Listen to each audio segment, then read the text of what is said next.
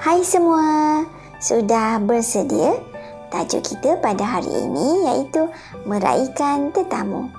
Jom kita mulakan. Sebelum itu, mari kita ketahui objektif pembelajaran, iaitu yang pertama, murid dapat memindahkan 5 maklumat mengikut keutamaan. Yang kedua pula, murid dapat menulis dalam bentuk cerita, sekurang-kurangnya 2 perenggan dengan betul. Apakah pula kriteria kejayaan yang harus dicapai? Baiklah, yang pertama, murid dapat membaca kuat teks. Seterusnya, murid dapat menyusun 5 maklumat ikut keutamaan. Selain itu, murid dapat menulis cerita menggunakan maklumat yang disusun. Setiap individu di dunia ini semestinya pernah dikunjungi oleh tetamu. Mereka yang datang bertandang ke rumah pastinya dengan hajat dan keperluan tertentu. Sebenarnya, tetamu yang bertandang ke rumah adalah satu amanah yang harus ditunaikan haknya. Pihak tuan rumah bertanggungjawab sepenuhnya selama keberadaan tetamu di rumahnya serta berkewajiban membelanjakan sebahagian rezekinya untuk mereka. Antara adab bagi memuliakan tetamu ialah menyambut kedatangan mereka dengan perasaan gembira serta berwajah manis, saling bertanya kabar berita, sedaya upaya menyembunyikan sebarang masalah keluarga, menyajikan makanan, menyediakan tempat tidur yang baik serta kemudahan-kemudahan yang diperlukan jika mereka bermalam. Perkara-perkara ini harus dizahirkan agar para tetamu yang datang berasa selesa dan rasa dihormati oleh tuan rumah. Apa yang lebih penting, kesemuanya ini disediakan mengikut tahap kemampuan tuan rumah. Kemudahan yang disediakan kepada tetamu pula haruslah pada kadar kemampuannya yang sederhana serta tidak membebankan. Jika berasa terbeban dengan perkara yang diusahakan untuk tetamunya, maka telah jauh tersasar daripada tujuan sebenar jalinan hubungan baik antara tuan rumah dengan tetamunya. Meraihkan Tetamu, tahun 6, buku teks, halaman 120. Petikan tersebut telah tersedia dalam buku teks. Jom kita simak. Murid-murid haruslah membaca dengan intonasi yang sesuai. Setibanya di rumah, Izuni terus menuju ke dapur. Langkahnya dihayun laju. Dia mahu segera mengisi perutnya yang sejak tadi asyik berkeroncong. Tiba-tiba, Izuni terpandang sekeping nota pesanan daripada ibunya yang terlekat pada peti sejuk. Izuni, ibu dan ayah terpaksa bergegas ke hospital kerana menziarahi rakan ayah yang terlibat dalam kemalangan jalan raya. Pak Long dan Mak Long dalam perjalanan ke rumah kita. Jika mereka sampai sebelum ibu dan ayah pulang, tolong sambut kedatangan mereka dengan mesra dan bersopan. Daripada ibumu. Setelah membaca pesanan itu, Izuni terdiam untuk seketika. Dia belum pernah menyambut kedatangan saudara maranya seorang diri. Fikiran Izuni mula melayang mengingati pengalaman lalu. Namun begitu, belum pun sempat Izuni melayan seleranya. Tiba-tiba, kedengaran loceng rumahnya berbunyi dan telefon berdering. Izuni tergamam. Apakah yang harus dilakukannya?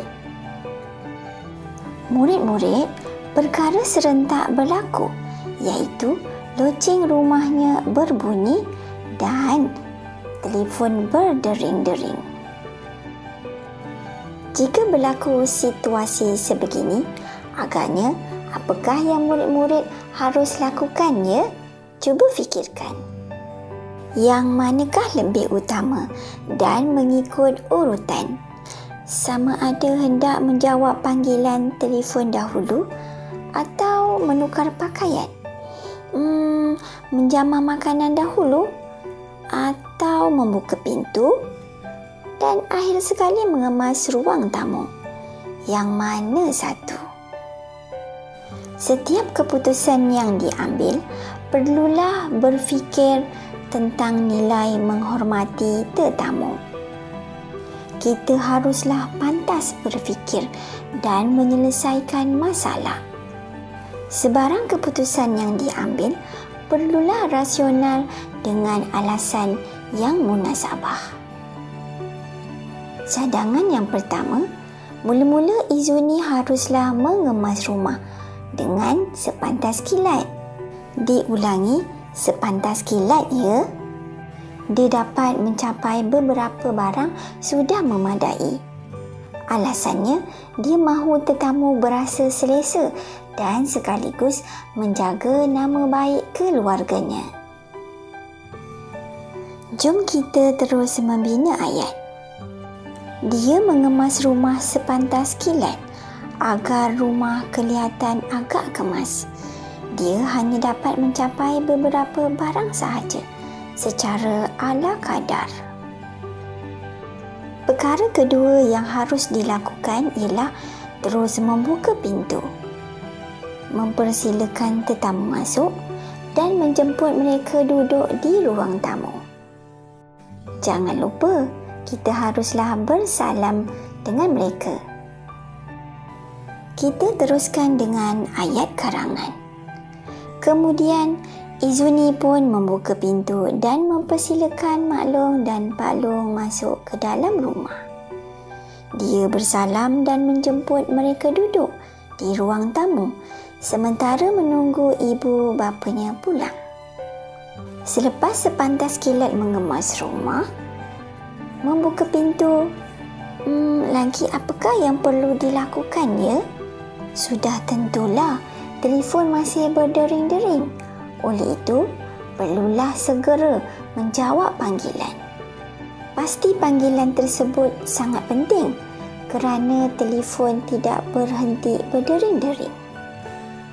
Jom kita pindahkan maklumat ini dalam bentuk prosa, iaitu karangan. Selepas itu, Izuni bergegas menjawab telefon kerana masih berdering beberapa kali. Rupa-rupanya, ayah dan ibunya hendak bertanya keadaannya ketika itu. Dia menjawab beberapa soalan dan mengingat pesanan ibu bapanya. Keutamaan seterusnya ialah Izuni perlulah menukar pakaian. Badannya mesti berpeluh dan berbau dan menyebabkan tetamu tidak berasa selesa. Tidak salah dia hendak menukar pakaian dengan meminta izin Mak Long dan Pak Long dahulu. Perutnya juga asyik berkeroncong dari tadi, bukan? Kerana dia baru balik dari sekolah. Selepas itu, bolehlah dia menjamah makanan dan menjemput sekali Mak Long dan Pak Longnya makan bersama-sama. Mari kita selesaikan karangan ini. Izuni meminta izin Pak Long dan Mak Long untuk menukar pakaian sekolahnya. Setelah itu, Izuni mengajak mereka menjamah makanan yang telah disediakan oleh ibu bapanya. Izuni berbual-bual dan bertanya kabar Pak Long dan Mak Long tentang keluarga mereka. Murid-murid, apakah pengajaran daripada petikan ini ya? Baiklah, pengajaran daripada petikan ini ialah kita haruslah bijak berfikir dengan pantas untuk membuat keputusan bagi menyelesaikan masalah. Janganlah takut untuk membuat keputusan, dan setiap keputusan itu haruslah yang terbaik dan perlu mempunyai rasional yang tertentu. Sekian sahaja pelajaran kita pada kali ini. Sampai jumpa lagi. Bye.